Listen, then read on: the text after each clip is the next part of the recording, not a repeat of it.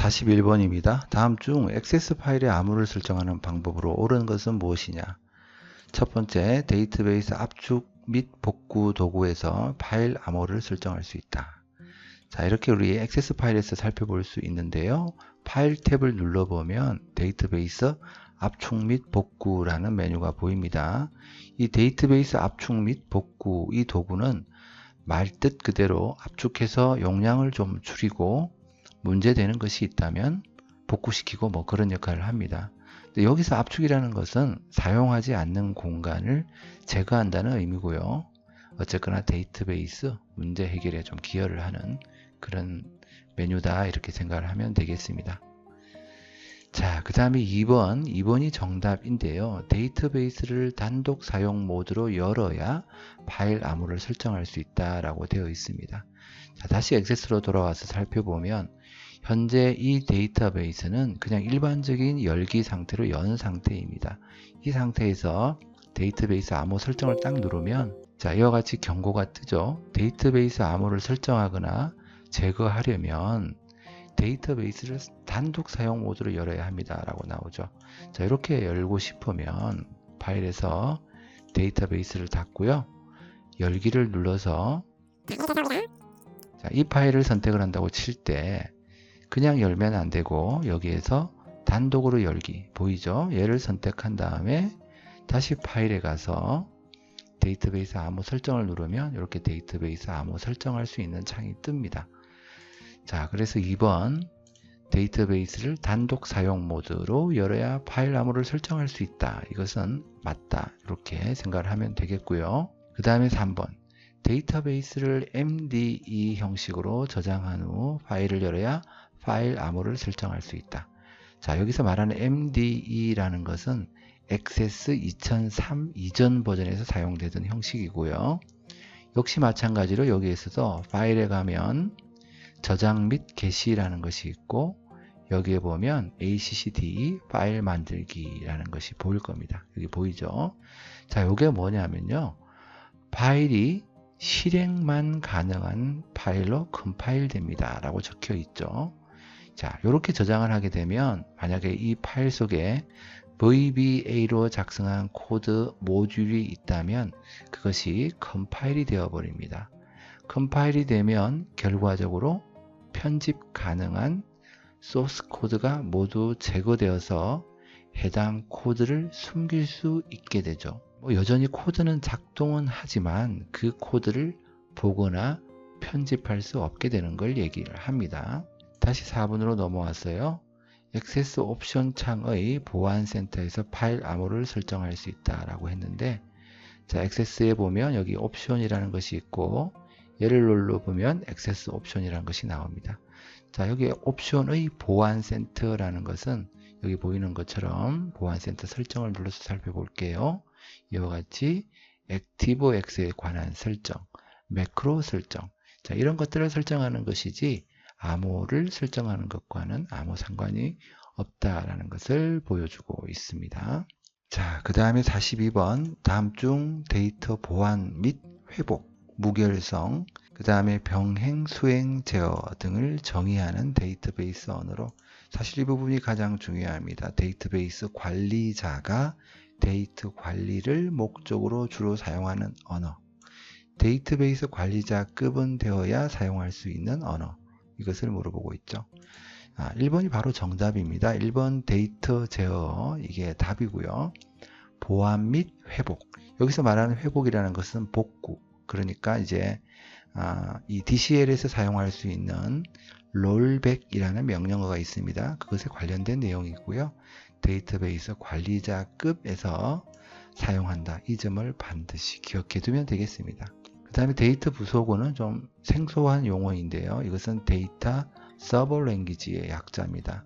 얘는 4번에 나오는 DML의 일종입니다. 일종. 그래서 예를 들어서 우리가 자바라는 언어로 코딩을 할 때 코딩하다 보면은 데이터베이스에 접근해야 되는데 이럴 때 우리가 관련된 SQL 쿼리 명령어를 넣게 되죠. 자, 이렇게 호스트 프로그램 속에 삽입해서 사용하는 DML, 이런 것을 우리가 데이터 부속어라고 부릅니다. 그 다음에 3번의 데이터 정의어는 말 그대로 데이터베이스를 정의하는 건데요. 예를 들어서 데이터베이스를 create라는 명령으로 생성, 여기서 생성보다는 정의한다는 표현이 더 어울리겠죠.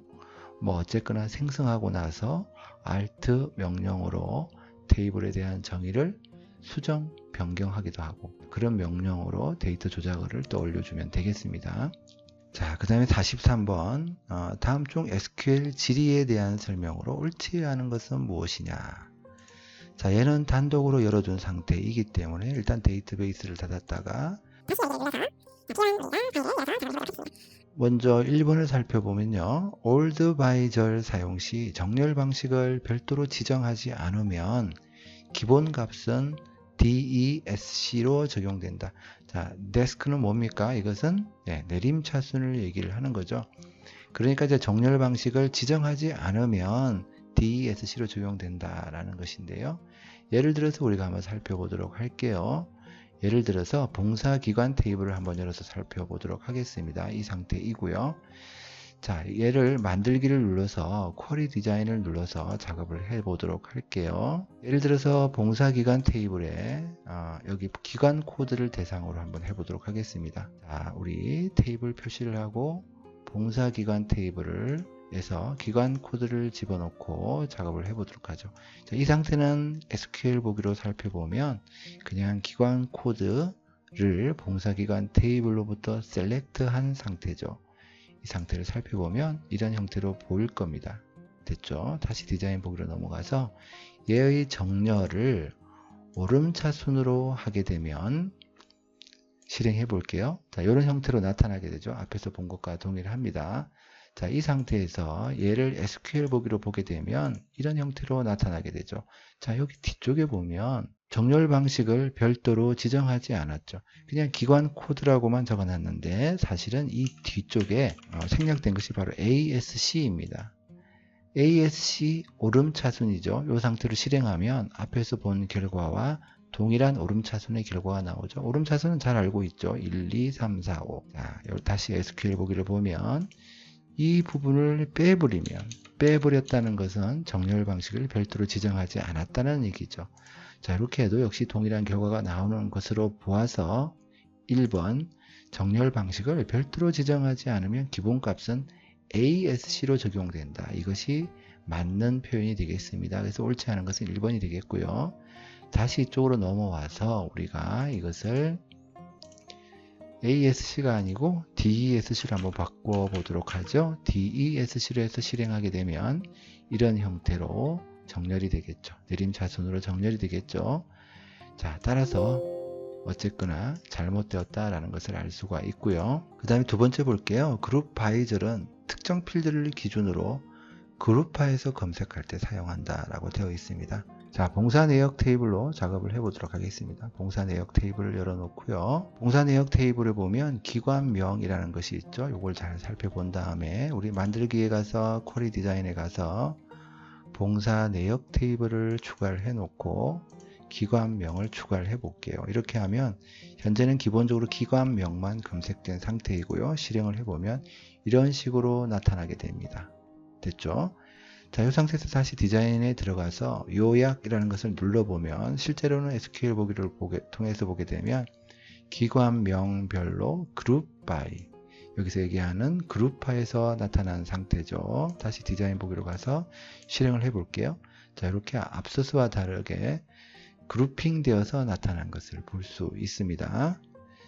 그 다음에 세 번째, 프롬절에는 테이블 또는 쿼리 이름을 지정하며 where절에는 조건을 지정한다 라고 되어 있습니다. 자, 앞에서 우리 했던 이 부분인데 다시 디자인 보기에 가서 요약을 없애버리고 이 상태에서 SQL 보기를 통해서 보면 바로 select from절이죠.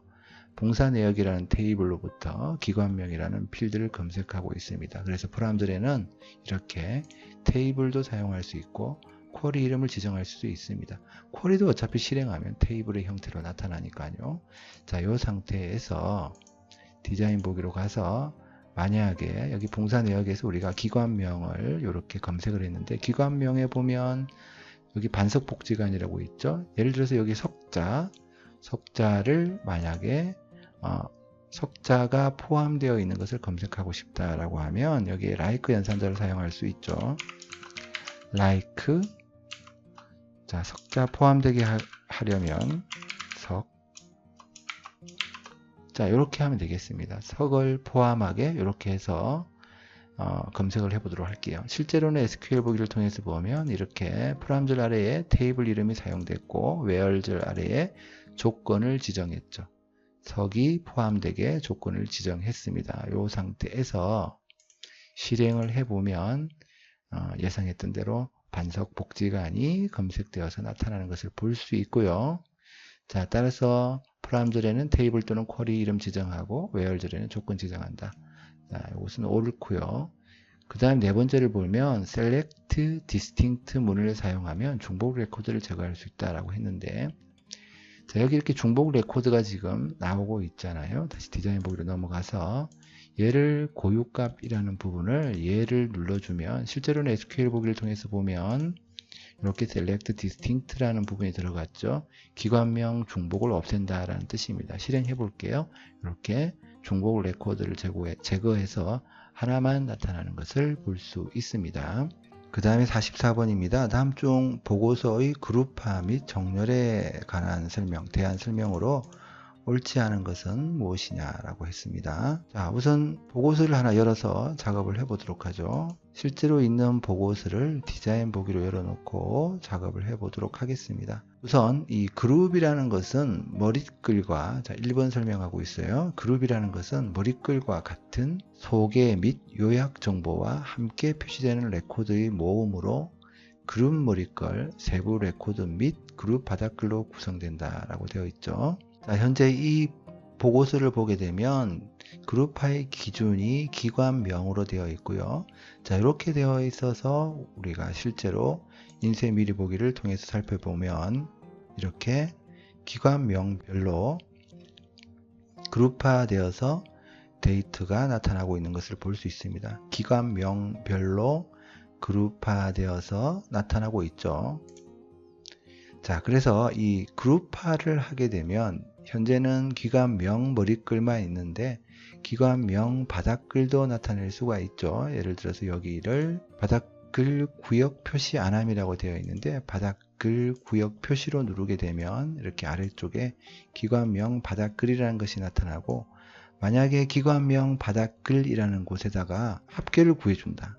예를 들어서 시수의 합계를 구해준다라고 하면 해당 그룹에 대한 합계가 구해지겠죠. 그래서 1번은 바로 그 이야기를 하고 있는 것입니다. 그룹이라는 것은 소개, 합계 및 요약 정보와 함께 표시된 레코드의 모음으로 그룹 머릿글, 세부 레코드 및 그룹 바닥글로 구성된다. 그래서 1번은 옳고요. 그 다음에 그룹할 필드가 날짜 데이터이면 전체 값, 일, 주, 월, 분기, 연도 중 선택한 기준으로 그룹화할 수 있다. 자, 현재 지금 기관명이라는 것으로 그룹화 기준이 되어 있는데요. 여기 살펴보면 봉사 날짜라는 것이 있네요. 예를 들어서 봉사 날짜라는 것으로 바꾸게 되면, 여기 바꿨죠? 그럼 이 부분을 딱 눌러보면 이런 형태로 나타나게 되죠. 그래서 그룹화할 필드가 무엇이냐에 따라서 이런 기준으로 그룹화할 수 있다. 2번은 옳죠? 옳지 않은 것을 지금 찾고 있으니까. 그 다음에 sum 함수를 사용하는 계산 컨트롤을 그룹 머릿글에 추가하면, 이것은 1번 내용과 연결이 되고 있네요. 그룹 머릿글에 추가하면 현재 그룹에 대한 합계를 표시할 수 있다. 자, 이렇게 그룹으로 만들게 되면, 자, 이거 기관명을 다시 되돌려 놓고요. 그룹으로 만들게 되면 이게 뭐 머릿글이든 바닥글이든 상관없습니다. 해당 그룹에 대한 합계, 소개, 요약 정보를 보여줄 수 있다라는 것을 꼭 알아둬야 되겠고요. 그 다음에 네 번째를 보면 필드나 식을 기준으로 최대 5단계까지 그룹화할 수 있으며 같은 필드나 식은 한 번씩만 그룹화할 수 있다. 자, 지금 그룹화 기준이 기관명으로 되어 있는데요. 그룹 추가를 눌러서 기관명을 해볼게요. 또 그룹 추가해서 기관명. 자, 아래쪽에 그룹 추가해서 기관명. 그룹 추가해서 기관명 10개. 자, 더 이상 되지 않죠. 자, 우선 필드나 식을 기준으로 최대 10개 10개, 10단계라고 표현하는 게 맞겠네요. 10단계까지 그룹화할 수 있고요. 같은 필드나 식도 계속해서 그룹화할 수 있었죠. 그래서 잘못되었다, 옳지 않다라는 것을 실제로 실습을 통해서 알아보았고요. 자, 그 다음에 45번 다음 중 보고서 작업 시 필드 목록 창에서 선택한 필드를 본문 영역에 추가할 때 자동으로 생성되는 컨트롤은 무엇이냐 라고 물어보았습니다. 자, 이렇게 보고서가 있는데 이렇게 필드 목록이 있죠. 이 상태에서 예를 들어서 얘를 이렇게 추가하게 되면 어떻게 되느냐 그거 물어보는 거죠. 얘 뭡니까? 얘를 딱 보니까 바로 얘는 텍스트 상자죠. 텍스트 상자. 따라서 2번 텍스트 상자. 이 부분이 답이 되겠습니다. 실제로 해보니까 이렇게 되는 것을 보았으니까요. 그 다음에 46번입니다. 다음 중 보고서의 보기 형태에 대한 설명으로 옳지 않은 것은 뭐냐? 첫 번째, 보고서 보기는 출력되는 보고서를 화면 출력용으로 보여주며 페이지를 구분하여 표시한다 라고 되어 있습니다. 자, 다시 우리 보고서로 가서 살펴보도록 할게요. 자, 여기를 눌러보면 보고서 보기라는 것이 있는데 보고서 보기를 눌러볼게요. 자, 눌러보니까 이렇게 내려가서 살펴보아도 그렇죠. 뭐가 없습니까? 바로 페이지를 구분해서 표시한다라고 했는데 페이지를 구분해서 보여주지 않네요. 그러면 옳지 않은 것은 1번이 바로 답이 되겠고요. 그 다음에 2번 보면 디자인 보기에서는 보고서에 삽입된 컨트롤의 속성, 맞춤, 위치 등을 설정할 수 있다. 자, 보고서 디자인 보기에서 여기 보면 컨트롤들이 있죠. 컨트롤들 여기 보이죠. 여기에 위치 이렇게 조정할 수 있고요. 맞춤도 조정할 수 있고요. 속성도 조정할 수 있죠. 이 컨트롤에 대한 속성은 바로 여기 속성 시트에서 맞출 수 있고요. 이것에 대한 정렬 눌러보면 이렇게 맞춤이라는 것도 할 수 있는 것을 알 수 있습니다. 그 다음에 3번 보면요. 레이아웃 보기는 출력될 보고서의 레이아웃을 보여주며 컨트롤의 크기 및 위치를 변경할 수 있다. 자, 여기 보고서에서 레이아웃 보기를 눌러보면 이런 형태로 나타나고요. 자, 이런 형태로 나타나죠. 여기 컨트롤이 있는데 컨트롤 크기 조정할 수 있고 또 이렇게 위치도 조정할 수 있다 라는 것을 알 수가 있습니다. 그 다음에 인쇄 미리 보기에서는 종이에 출력되는 모양을 표시하며 인쇄를 위한 페이지 설정이 용이하다. 자, 일반적으로 여기 이 부분이 인쇄 미리 보기죠. 이렇게 눌러보면 여기 보면 페이지가 나타납니다. 그죠? 그래서 인쇄 미리 보기에서는 종이에 출력되는 모양도 표시되고 페이지 설정도 용이하다라는 것을 알 수 있습니다. 그 다음에 47번 다음 중 아래 보고서에 대한 설명으로 옳지 않은 것은 무엇이냐? 자, 이렇게 나와 있고요. 모델명 필드를 기준으로 그룹이 설정되어 있다라고 되어 있는데 이걸 실제로 만들어 둔 게 있습니다. 그러니까 이 그림을 보고 대략 데이터를 유추해서 뭐 똑같지는 않지만 보고서를 만들어 보았습니다.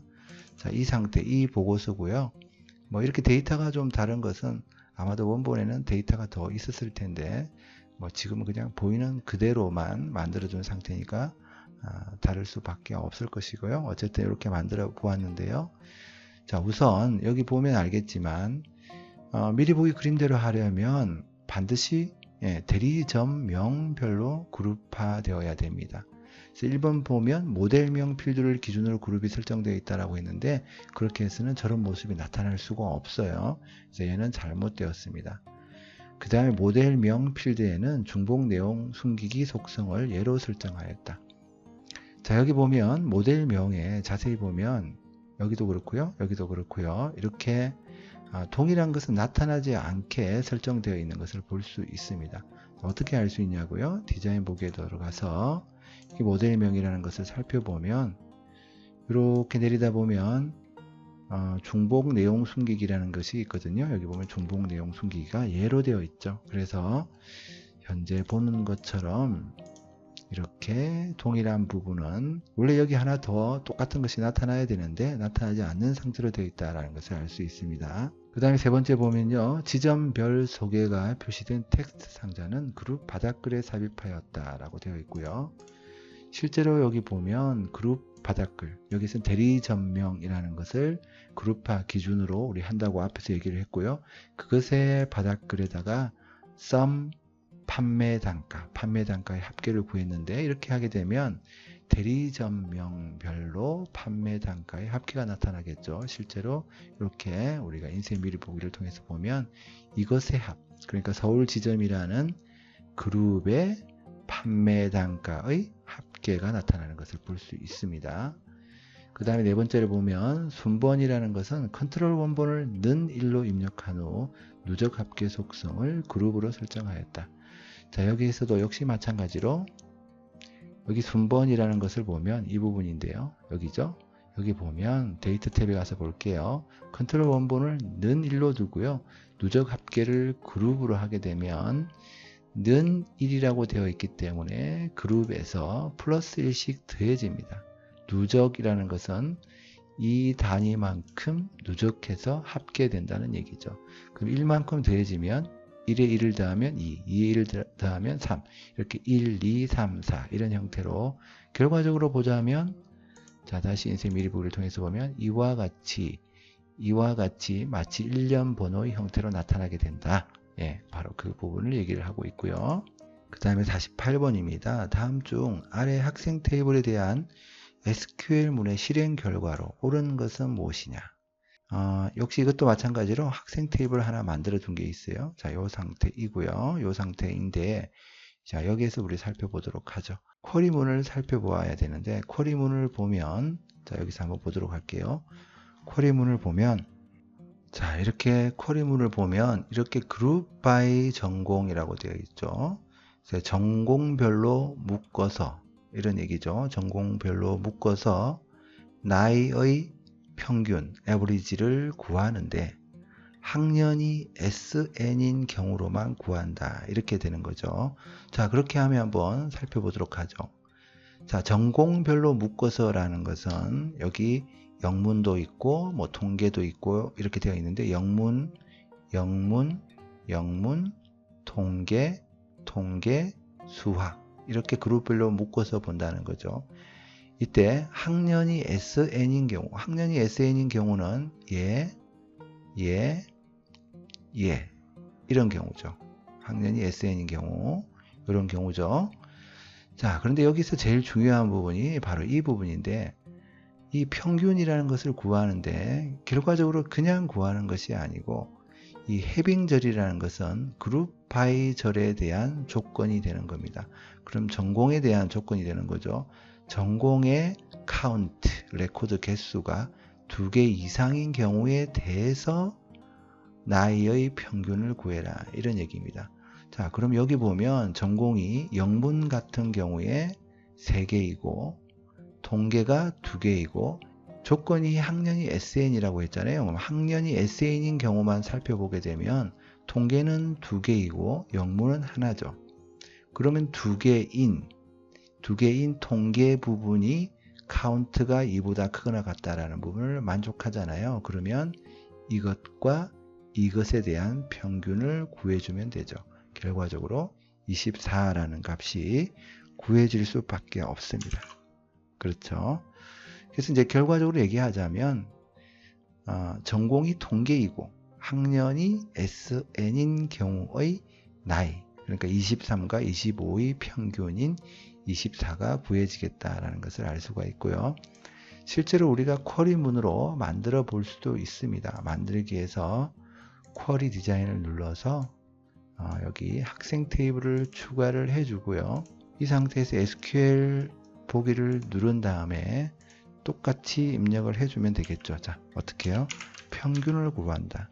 XSS 평균은 average를 AVG로 나타냅니다.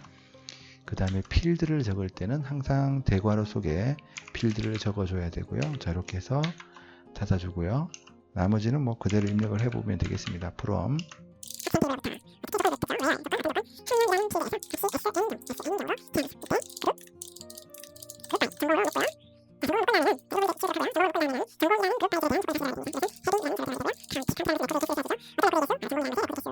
크거나 같다 2보다 큰 경우죠. 그래서 실행을 실제로 해보면 이렇게 24라는 값, 평균이 24라는 값이 나타나는 것을 확인할 수 있습니다. 그 다음에 49번 보도록 할게요. 49번은 다음 중 선택 쿼리에서 사용자가 지정한 패턴과 일치하는 데이터를 찾고자 할 때 사용되는 연산자 뭐냐?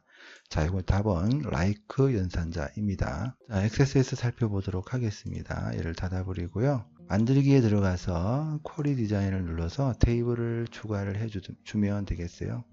자, 재학생 테이블로 한번 해볼까요? 재학생 테이블에서 이름 필드를 추가해 볼게요.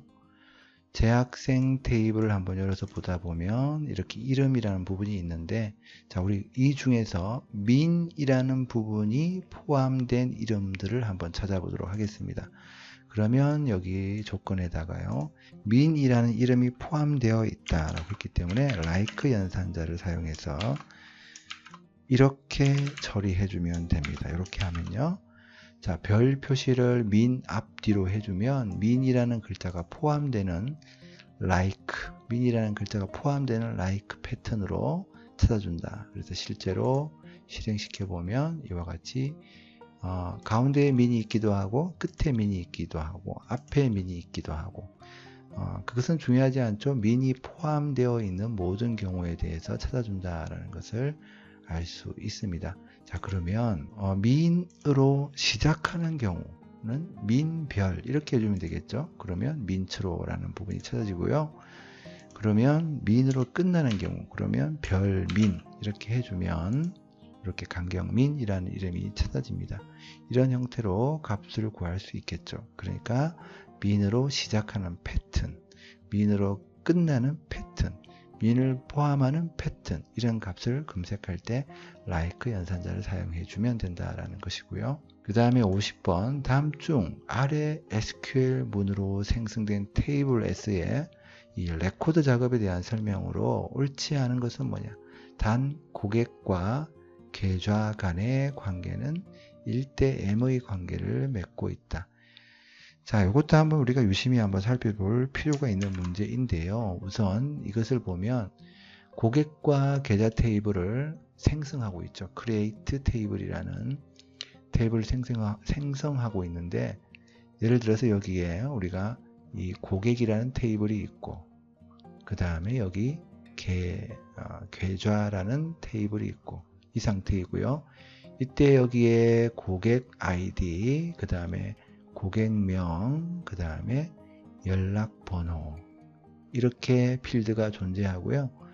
그 중에서 여기 고객 아이디라는 부분이, 이 부분이 여기 고객 테이블에서는 살펴보면 프라이머리 키라는 것은 기본 키를 얘기를 합니다. 얘가 기본 키가 되고요. 그 다음에 계좌 테이블에서 살펴보면 계좌 번호가 있고, 그 다음에 역시 여기도 고객 아이디가 있고, 그 다음에 잔액이라는 게 있고, 자, 이렇게 되어 있는 상태죠. 그래서 여기 살펴보면요, 계좌 테이블에서 프라이머리 키, 기본 키는 계좌 번호입니다. 이 계좌 번호가 기본 키고요. 중요한 부분이 이 부분인데, 레퍼런스 고객 테이블이라고 되어 있죠. 고객 아이디, 여기서 고객 아이디라는 것은 계좌 테이블의 고객 아이디를 얘기를 하고요. 이 고객 아이디는 고객 테이블과 레퍼런스는 참조 관계라는 뜻입니다. 얘는 포린 키라고 되어 있습니다. 포린 키.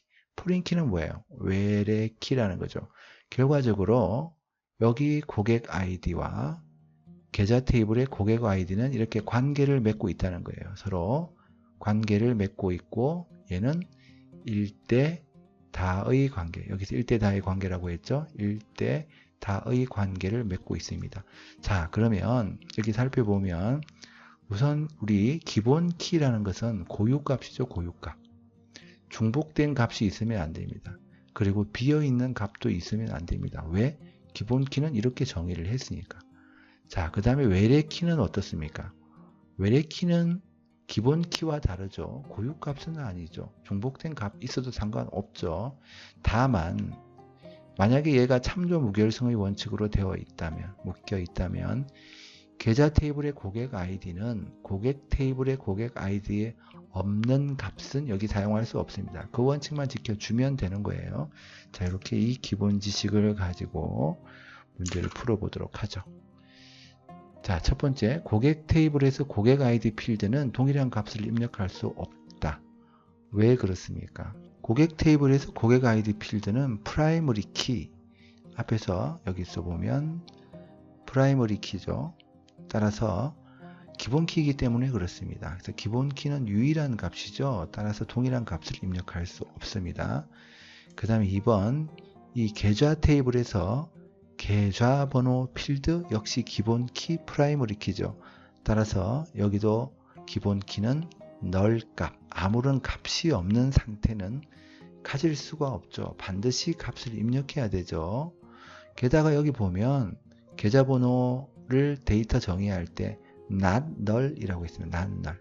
이건 뭡니까? null 값을 저장할 수 없다라는 뜻이죠. 어쨌든 반드시 기본 키이기도 하니까 값을 입력하라 이런 말이 되겠고요.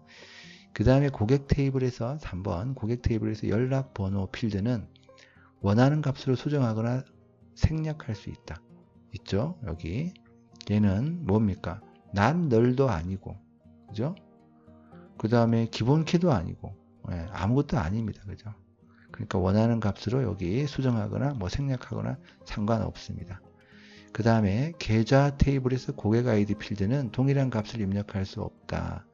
계좌 테이블에서 여기 계좌 테이블에서 고객 아이디 필드는 여기 살펴보면 고객 아이디 필드 일단 기본 키는 아니에요.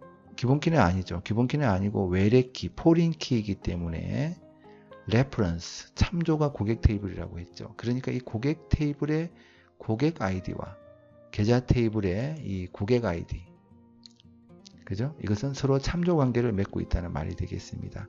그래서 이 고객 테이블의 고객 아이디라는 것은 기본 키이니까 얘는 동일한 값을 입력할 수 없겠죠. 그러나 계좌 테이블에 여기 고객 아이디는 앞에서 얘기한 것처럼 외래 키이기 때문에 동일한 값을 중복해서 입력해도 상관없습니다. 다만 둘이 참조 무결성 원칙으로 되어 있을 때는 여기에 없는 값을 여기에 입력할 수 없다. 뭐 그런 원칙만 지키면 되겠고요.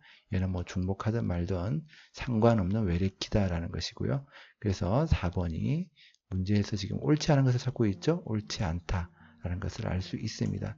얘는 뭐 동일한 값을 중복해서 입력해도 상관없다. 이렇게 알아두면 되겠습니다.